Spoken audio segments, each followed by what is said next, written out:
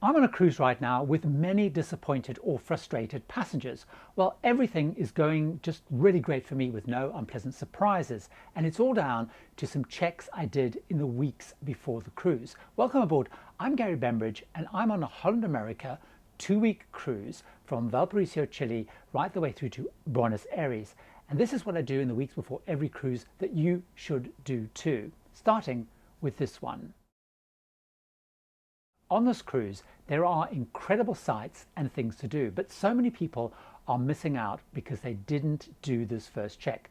They've missed out a stunning volcano at Lake Todos Santos Lake, the Petahuey Falls, Falkland penguins, a heritage train through Tierra del Fuego National Park in Ushuaia. I always check excursions as soon as the cruise line opens them, and again a month before cruising.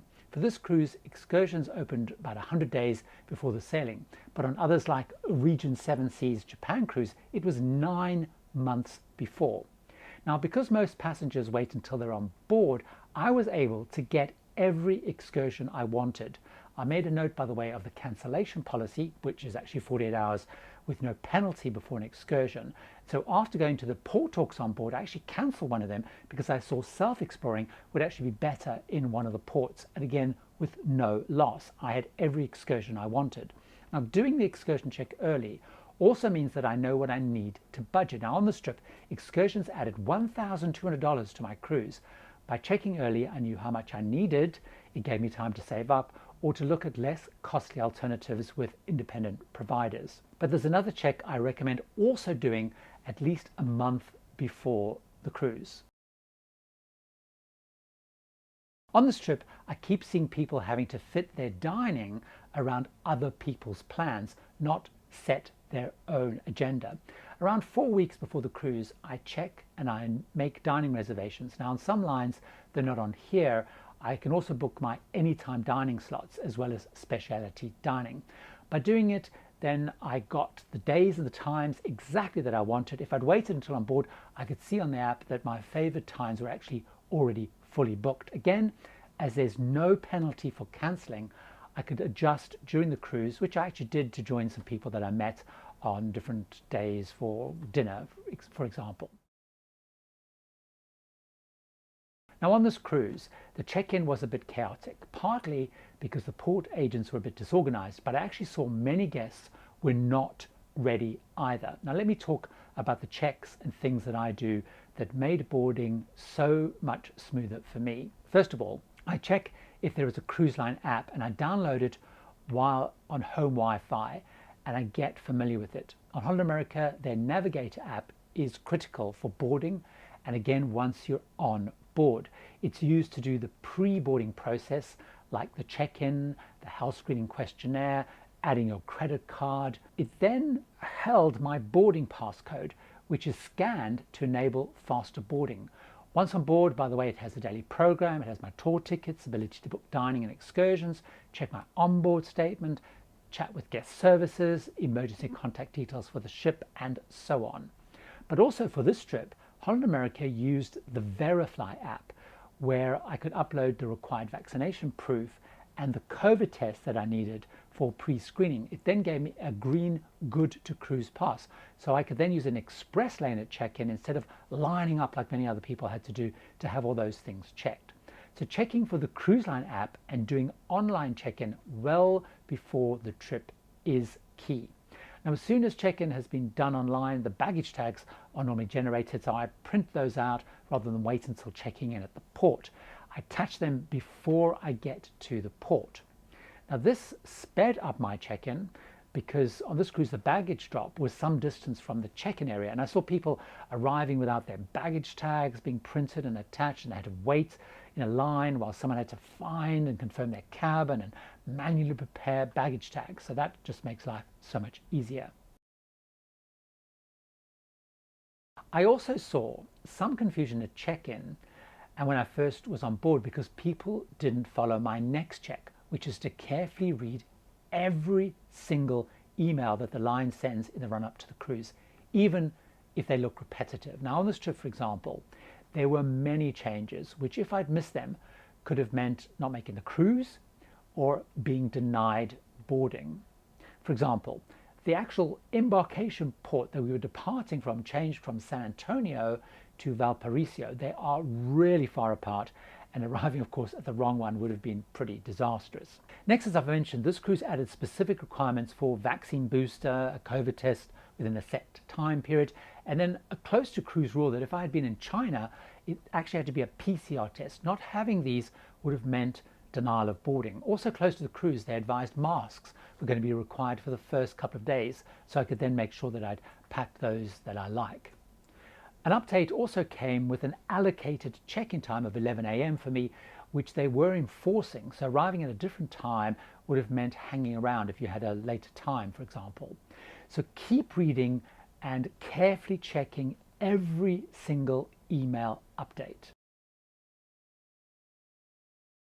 On this cruise, some people getting stressed out because after handing in our passports, because the line retained them to handle the various immigration in the multiple countries we were going to, we were then told that the authorities in Chile and Argentina required us to have a copy of our passports and a copy of proof of vaccine when we were out in port. Now, many people didn't have that, but I have copies of everything.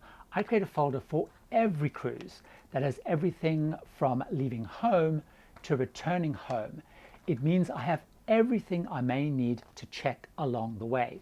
Now, in this folder, I have copies of my passport, vaccination, COVID test, insurance, my booking confirmation, itinerary, transfers, excursions and flight confirmations, and emergency contacts of my travel agent. I also have a digital version stored in a Dropbox folder, which I set on my phone to be downloaded, so it's on my phone even if I have no signal. I have really easy access in here to any document I could possibly need if anything goes wrong. And for checking, like if it happened on my last cruise, the transfer was not there at the airport. I could easily just open my folder, check, get their contact number, and sort it out.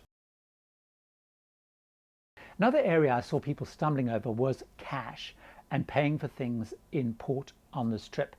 Now, while on many itineraries tourist places accept US dollars, this is still something I always check. I saw in Chile, Argentina, Uruguay, and even the Falklands, the US dollar was not as widely accepted, and nor were cards, and some cards weren't accepted. Local currency was required by many venues, traders, and by the taxis. However, knowing that I wouldn't need too much, just tips and souvenirs, for example, I didn't buy a lot of currency in advance because I checked if I could exchange money on board, and they said they would, and in small amounts. I could just change small amounts at a time.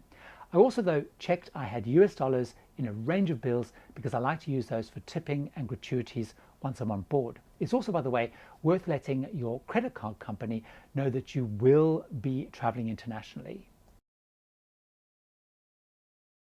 The other thing I've seen on this cruise is quite a few people being really unprepared, clothes and packing wise. It's been cold, wet and windy, and I've seen people in the onboard shop scrambling around trying to buy warmer or waterproof clothing.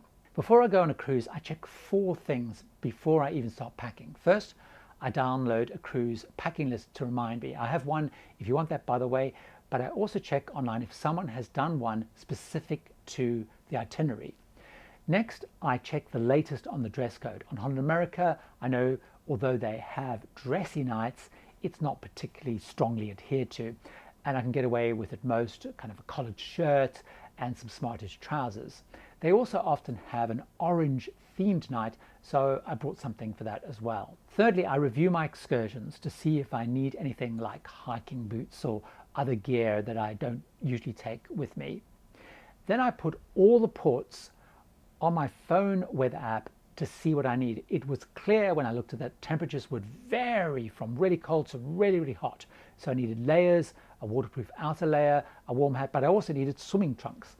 One other thing I check is, are there any first aid items I should stock up on? I've been really surprised how many people have not appreciated this itinerary has pretty rough seas. Even when we left Chile, it's been pretty bumpy. We went round the Cape Horn, which was bumpy. So many people hadn't brought, for example, seasickness options. On other trips like my recent Galapagos trip, it was insect repellent and sunscreen that I needed. Now, I have a whole video about packing and things to think about, but checking well before you start actual packing is the key. Another key check is home arrangements. On this itinerary, I'm in remote places, and as always, I let friends and family know where I'm going and how to get hold of me.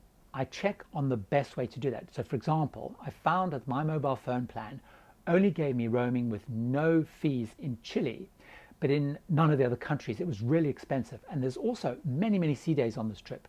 So I knew I would have my phone in airplane mode most of the trip. So I told my partner, sister and friends that they must contact me through a chat like WhatsApp. I did, by the way, download Skype. I added credit to it so I can phone my mum. She only has a landline, but I can use Skype using Wi-Fi to phone her landline. Now on this trip, as I'm traveling solo, there are people at home, so I don't have to let the neighbors know to keep an eye on the house. They do have a set of keys, they know their alarm codes, though if there are any issues. One other thing I did was the week before I go, I check the cruise critic roll call for the particular cruise. It's a great last minute catch-off for anything that I've missed. So for example, on this trip, people that were already arriving in Chile warned that there were random COVID tests at the airport and you were quarantined if you failed it. So I was prepared for that, I knew how it worked and so on. Now if you find all this interesting, why not watch this video where I talk about the must-pack things for a cruise, starting with something that most people forget. See you over there.